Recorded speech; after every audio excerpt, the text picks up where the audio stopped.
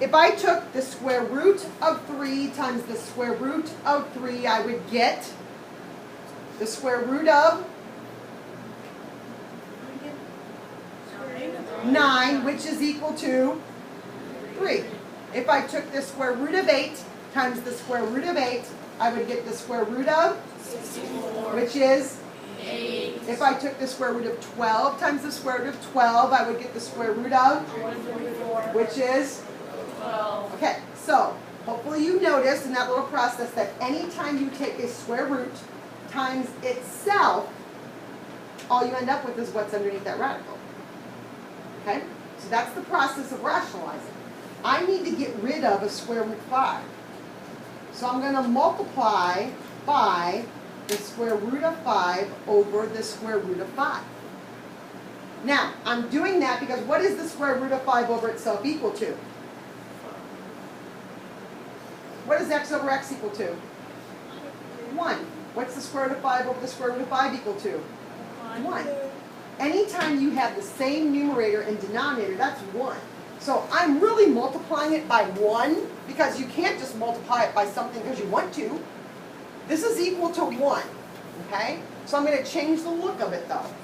So the square root of 7 times the square root of 5 up top gives me square root 35. 7 times 5. The square root of 5 times itself. Let's shortcut this to save you work. What did we just say that would be equal to? 5. Anytime I take a square root times itself, all I end up with is what's under the radical. So plain 5. 35 cannot be broken up. This cannot be reduced because one of the numbers is in the radical and one of the numbers is out of the radical. That's my answer. So that's called rationalizing the denominator, getting rid of the radical that's in the denominator. These are equivalent fractions. They look different. Kind of like 1/2 is the same as 2/4. Anna? Could you divide by 5, or is that only when there's a radical involved? Can you divide? No, you like here. Can I divide by 5? No, because this is in a radical and this is not. So that's all the further I can go. Okay, so this is where it gets a little challenging, doing this rationalizing. All right, square root 2 over x. No perfect squares, can't reduce it, can't break it up, so I've got to get rid of that radical in the denominator. So I'm going to multiply by the square root of x over the square root of x. So in my numerator now, and again, I picked that because that's what I'm trying to get rid of. So that's where that comes from. And then I write it over itself, so that's equal to 1. All right, so square root 2 times square root x is square root 2x. And then the square root of x times itself is just x. And I can't go any further on that question. Yes? Is the one like you take, is it always going to be the smallest one or the denominator? Always the denominator.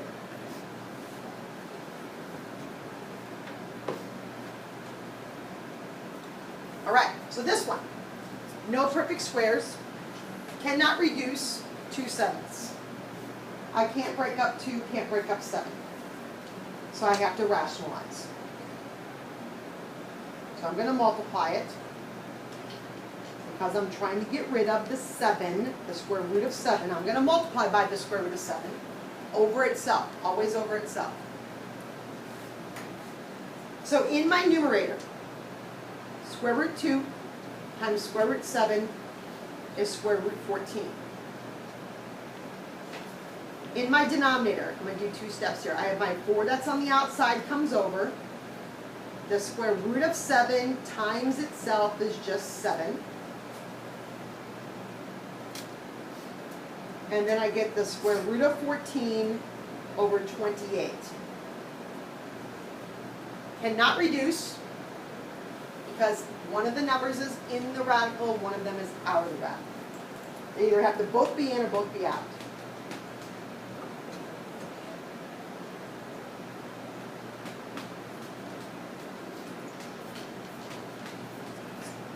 Worse than you thought or not as bad as you thought? Not as bad as. Ooh, I feel good now. Okay. 8 over square root 6. Not a perfect square. Can't reduce this because this is out, this is in. Can't break that up, so I'm going to rationalize. I'm going to get rid of the square root of 6, so I'm going to multiply by square root 6 over square root 6.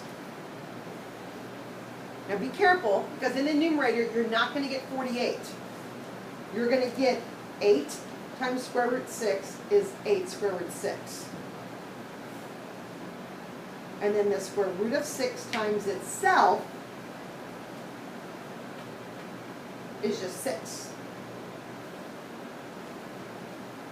This one I can reduce because both of these are on the outsides. So I can reduce those and make that 4 and make that 3.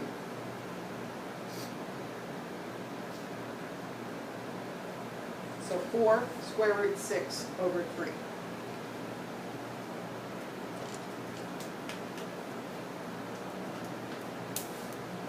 Hannah, When they're on the outside, you can just divide it by 2. say that again?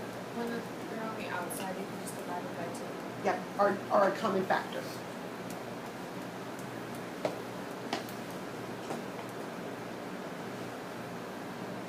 That's all I have left is 3 questions. Holy cow. Okay, so my next one. Do I have perfect squares? No. Can I reduce this fraction? No.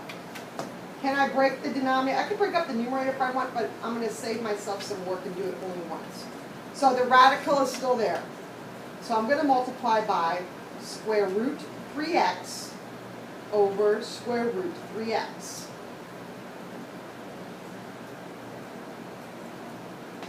So in my numerator, I get both under the radical, so 24x. In my denominator, the square root of 3x times itself is just 3x. Okay, is 24 as simple as it goes under the radical? No. What can I do with it?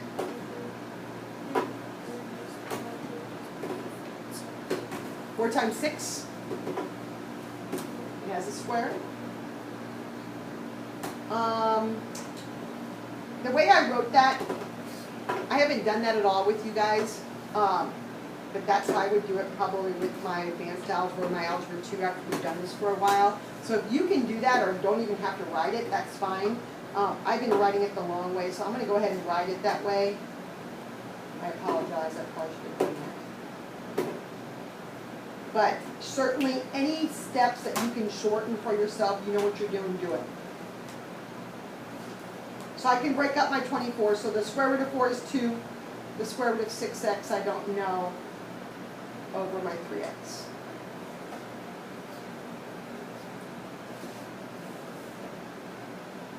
Okay, so again, anything that you shorten. Some of you guys are already taking shortcuts because I saw it on your assessments.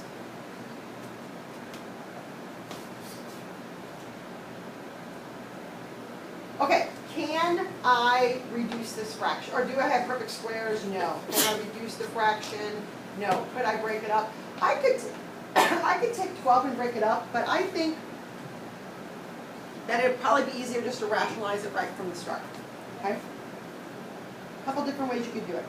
So I want to get rid of that radical, so I'm going to go 12y to the 5th over 12y to the 5th. So in my numerator, I'm going to get the square root of 12x y to the 5th. And in my denominator, any radical times itself just gives you what's underneath. So 12x to the 5th. Y to the 5th, thank you. Okay, so let's take our numerator and break it up. 12 is going to go to 4 times 3. X is going to stay there. And y to the 5th is going to go y to the 4th y. over 12y to the 5th.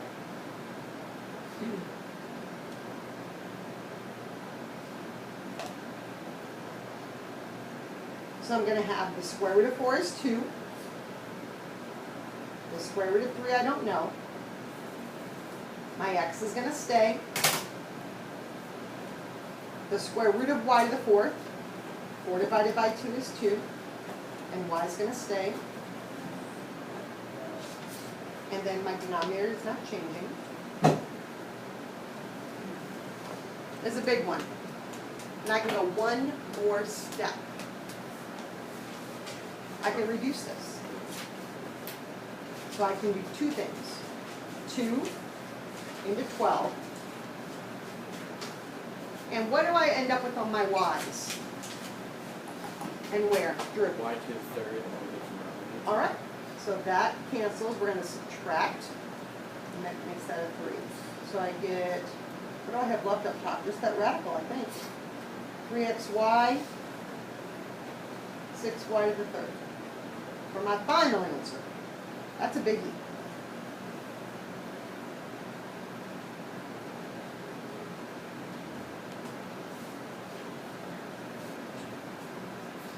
Okay, and my last one.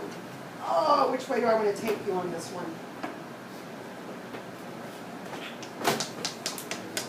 Okay, or do I have perfect squares? No. Can I reduce this? Yes. I'm going to go ahead and reduce those x's. I think it's going to be easier this way. So my x on the denominator is going to cancel and make that an x squared.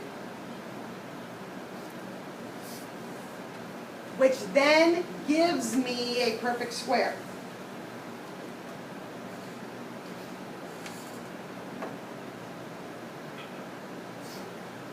Okay, so I canceled my x on the bottom. 3 minus 1 gives me x squared up top.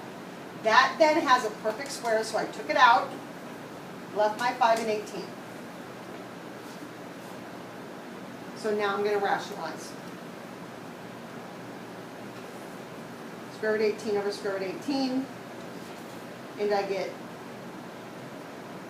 x square root 90, I think,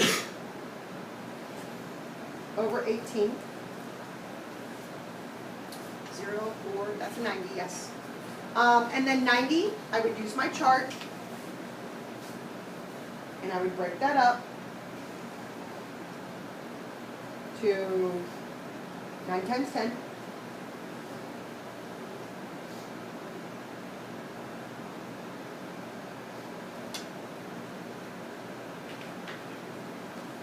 So I have my x that's out there. My square root of 9 is 3. My 10 stays. Over 18.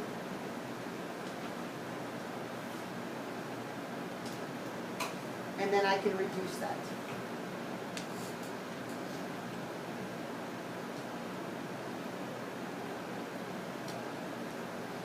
And get x, or 1x, square root 10 over 6. I